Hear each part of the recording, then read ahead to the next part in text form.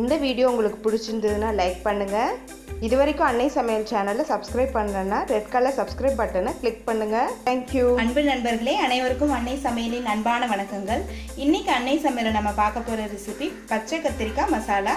வாங்க எப்படி செய்கிறதுன்னு பார்க்கலாம். முதல்ல 2 டேபிள் ஸ்பூன் வேர்க்கடலை, 1 டேபிள் ஸ்பூன் எள்ளு,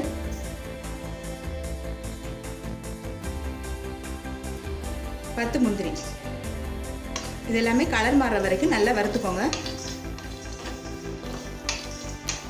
இந்த அளவுக்கு செவந்தா போதும். இப்போ இது எல்லாத்தையும் மிக்சியில் தேவையான அளவு தண்ணி சேர்த்து நைஸாக அரைச்சி தனியாக எடுத்து வச்சுக்கோங்க. கடாயில் தேவையான அளவு எண்ணெய் ஊற்றி வச்சுக்கோங்க. இப்போ 1/4 கிலோ பச்சை கத்திரிக்காயை சேர்த்து வதக்கிக்கலாம்.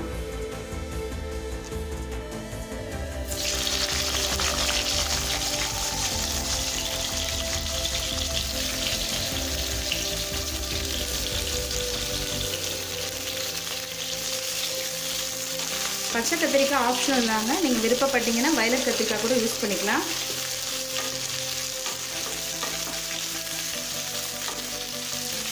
இப்படி நீங்கள் எண்ணெயில் வதக்கிறதுனால கத்திரிக்காய் சீக்கிரமாக வதங்கிடும்.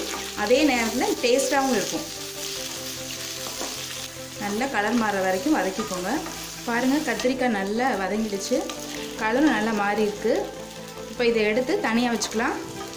கடாயில் தேவையான அளவு எண்ணெய் ஊற்றி வச்சுக்கோங்க. 1 டேபிள் ஸ்பூன் மிளகு, கொஞ்சமாக கருவேப்பிலை,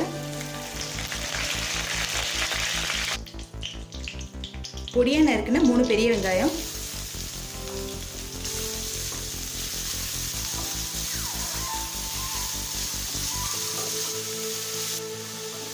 நீங்கள் சப்பாத்தி செய்கிறதா இருந்தால் வெங்காயம் நிறைய சேர்த்துக்கோங்க. இல்லை பிரியாணிக்கு சாப்பிட போகிறதா இருந்தால் வெங்காயம் கொஞ்சம் கம்மியாக பண்ணிக்கோங்க.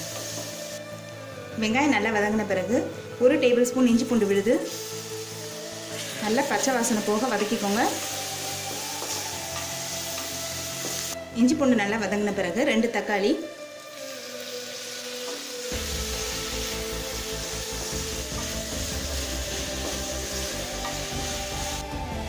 தேவையான அளவு உப்பு,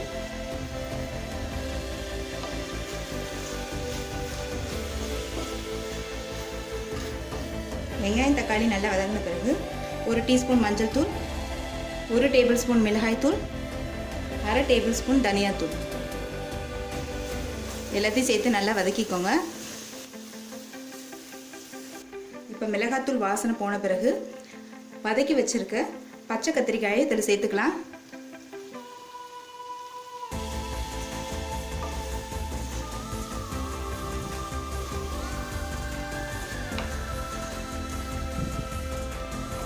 ஒரு 5 நிமிஷம் ஸ்லோலே வச்சுருங்க. அப்போ தான் எல்லா மசாலா எல்லாம் அதுக்குள்ளே சேரும்.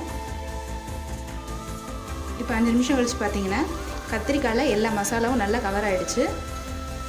இப்போ அடுத்தது அரைச்சி வச்சுருக்க வேர்க்கடலை, எள், முந்திரி விழுதை இதில் சேர்த்துக்கலாம்.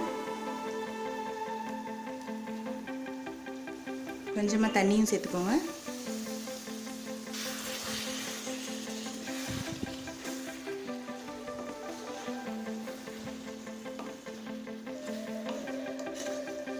திக்காக இருக்குது, அதனால் இன்னும் கொஞ்சம் தண்ணி சேர்த்துக்கலாம். ஒரு 1/2 கப் தண்ணி சேர்த்துக்கோங்க.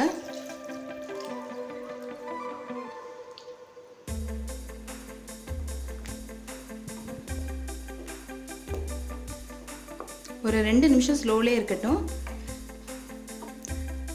வேர்க்கடலை, எள், முந்திரிலாம் அரைச்சி ஊற்றிருக்கனால கொஞ்சம் கிரேவி திக்காக வரும்.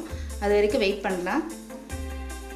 பாருங்கள், 2 நிமிஷம் ஆனதுக்கப்புறம் எண்ணெய் நல்லா மேலே வந்துருச்சு. நம்ம ஊற்றின எண்ணெய் மட்டும் கிடையாது, எள்ளு வேர்க்கடலேருந்தும் எண்ணெய் வந்திருக்கும். இப்போ அடுத்தது ஒரு 2 டேபிள் ஸ்பூன் புளி தண்ணி சேர்த்துக்கோங்க. இது ஆப்ஷனல் தாங்க, நீங்கள் விருப்பப்பட்டீங்கன்னா சேர்த்துக்கலாம், இல்லைன்னா வேண்டாம்.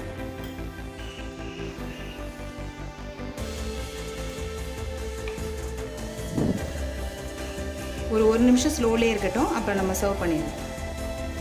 புளி தண்ணி சேர்த்து 1 நிமிஷம் ஆயிடுச்சுங்க. இப்போ ரெடி ஆகிடுச்சு. கொத்தமல்லி இலையை தூவி சர்வ் பண்ணியிருந்தாங்க. சுவையான பச்சை கத்திரிக்காய் மசாலா ரெடி ஆகிடுச்சுங்க. இது சப்பாத்தி, பூரி, நான், பிரியாணி, குஸ்கா எல்லாத்துக்கும் நல்ல மேட்சாக இருக்கும். ரெசிபியை ட்ரை பண்ணி பாருங்கள், கண்டிப்பாக உங்களுக்கே பிடிக்கும். ரெசிபி பிடிச்சிருந்ததுன்னா வீடியோவை லைக் பண்ணுங்கள், கமெண்ட் பண்ணுங்கள், ஷேர் பண்ணுங்கள். இதுவரைக்கும் அன்னை சமையல் சேனலை சப்ஸ்கிரைப் பண்ணலன்னா சப்ஸ்கிரைப் பண்ணுங்கள். தேங்க்யூ.